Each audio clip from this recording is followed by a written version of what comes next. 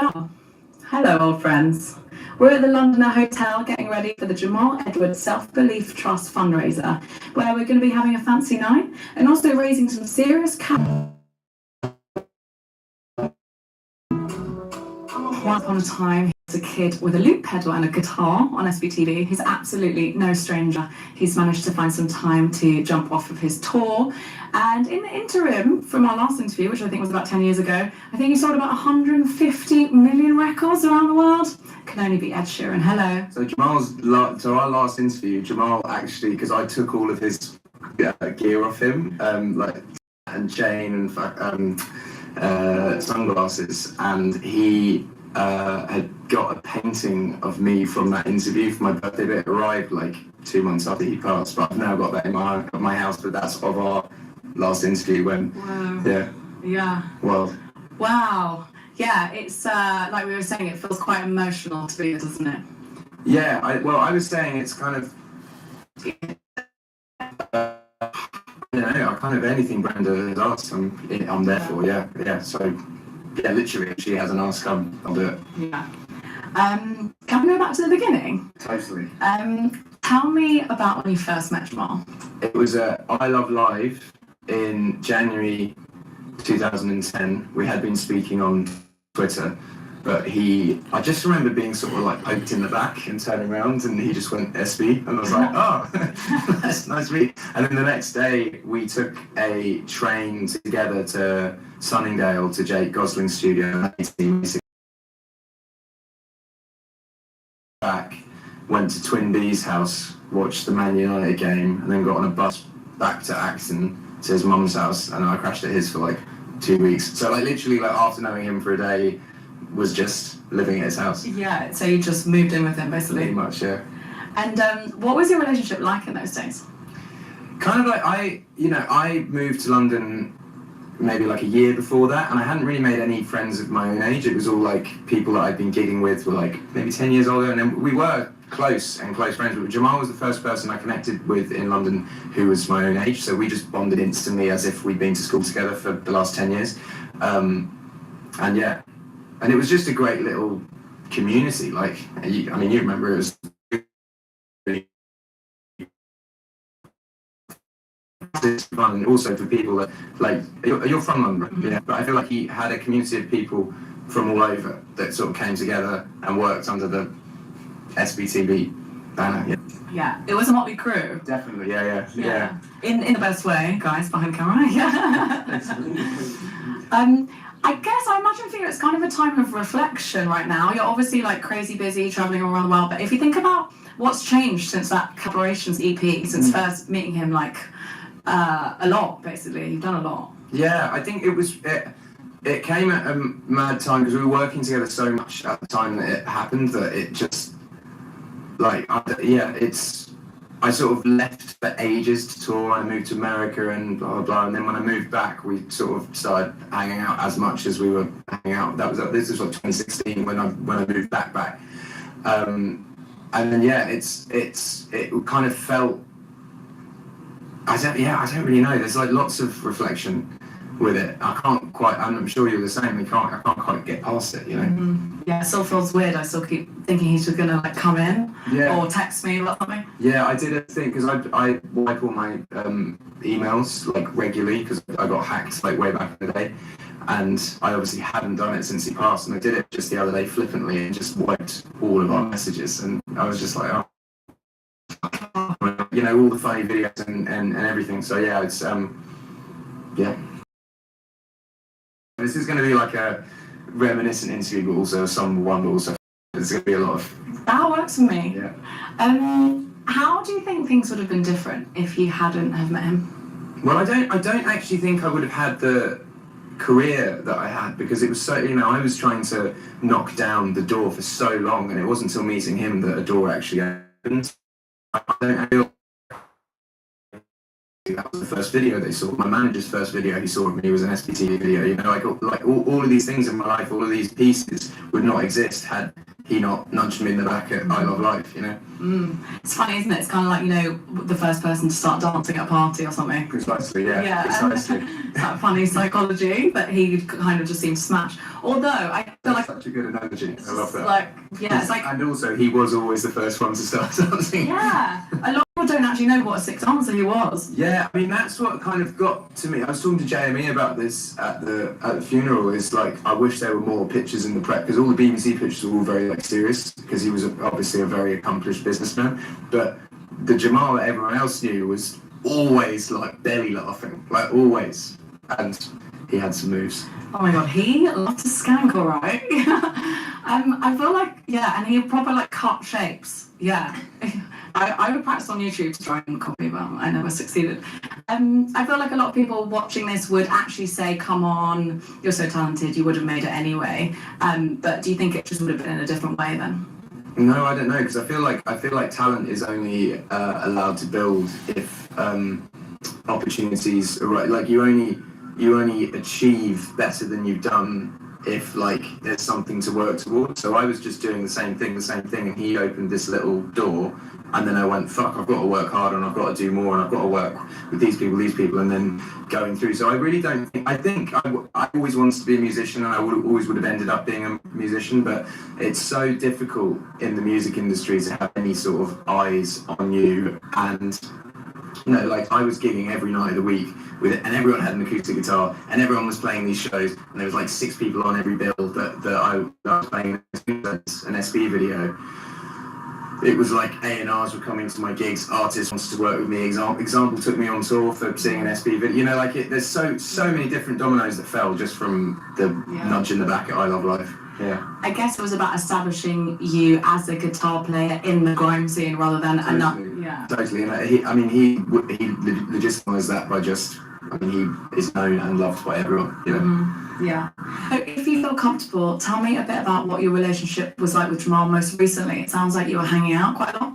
Yeah, so when I moved to America for like most of 2013, 2014, 2015, and we were obviously in touch the whole time, and whenever I was back, we would hang. But then when I moved back in 2016, he would come to Suffolk and listen to things.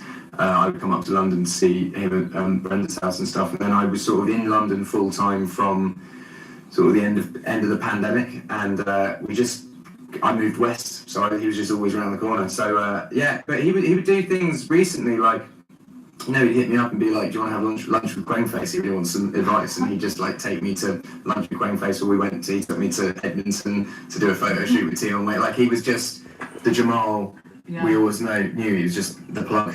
And we were doing that Russ video.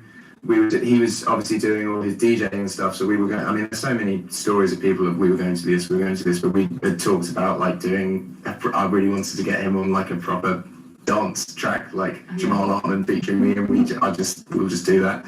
And then there's so many plans and so many ideas that just such a shame that none of them see fruition.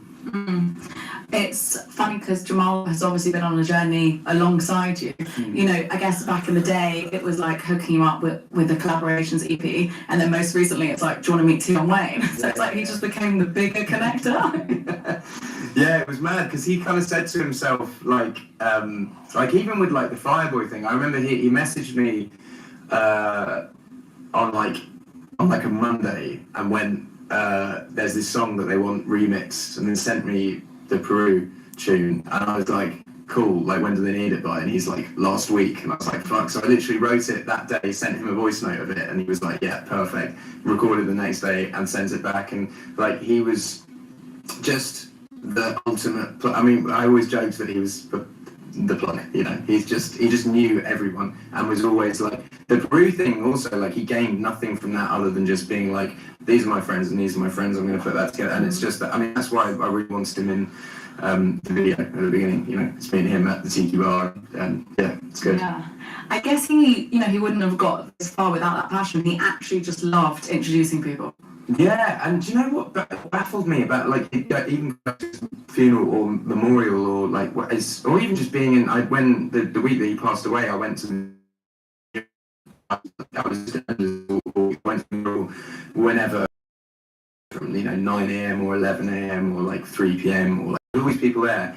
And always people were like, yeah, he was giving me advice, messaging me. And I'm like, the bloke must have been in touch with like thousands of people and giving them all his time. Like, it's really impressive. Yeah. Even when he passed away, it was like all facets of society in a way. It's like from the royals to like, your mate's younger brother that's trying to be a rapper. Like, it's quite prolific. Yeah, really is. No, but even if I was, like, one of the last times we like properly hung out was maybe like 2 months before he passed away.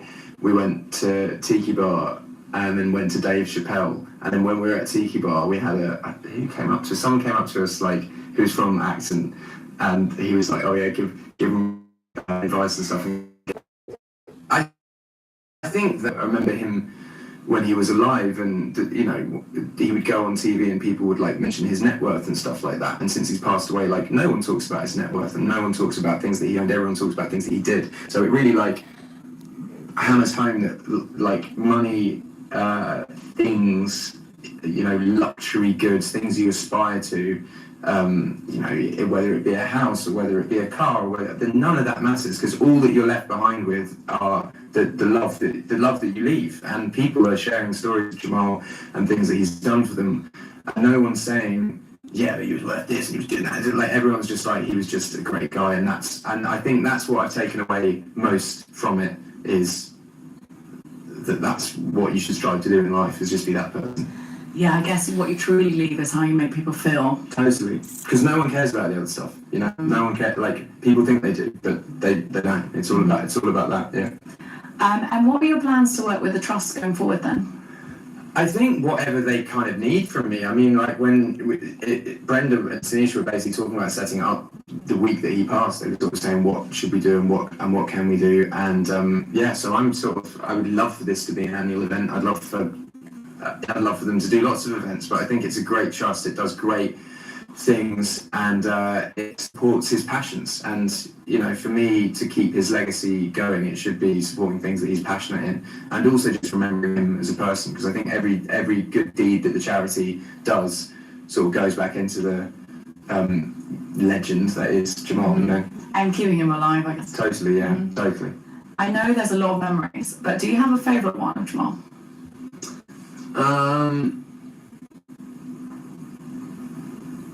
I mean, yeah, there's so many to draw from. There was one night, I mean, this is like one of the recent ones, but we went out. I had a pool table at my house, and we'd gone out, and he'd ordered, like, Jamal, he ordered everything on the menu, like everything, and he'd get it all in front of him, and he'd just kind of be eating it like this until it was all gone. It was incredible, the amount of that bloke could eat. And then, we drunk, like, I never drink Hennessy, really, but we drunk Hennessy. Anything can happen with, apple juice, and just gone. Got back to mine.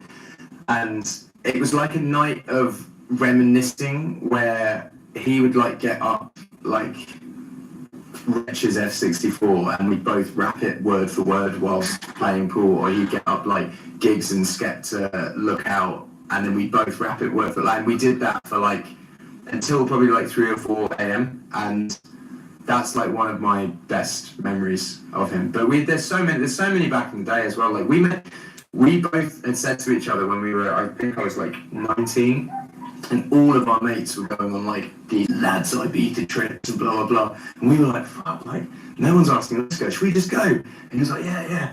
And then we chose, I mean, God knows why we fucking chose it. It's so not me or Jamal, but we chose Marbella. And I remember we shared a like little flat apartment in Marbella, but everything was like mad expensive. So we kind of got there and we were like, well, we can't really do anything. So we just sort of walked around streets. I think we went to like one club. Sort of like blagged restaurants with people that he kind of knew as well. But that was great, because that was like my first and probably only lads holiday. Jokes, yeah. I actually remember when you guys went on that. Yeah. It was, I felt so out of place. I remember being in a club being like, what do I do? Yeah. Like, what do I do? No one can hear you talk, can't afford any drinks, Hello. Yeah. And final question, if you had to sum up Jamal in one word, what would that be? I think it's just heart, isn't it? He just had a lot of heart.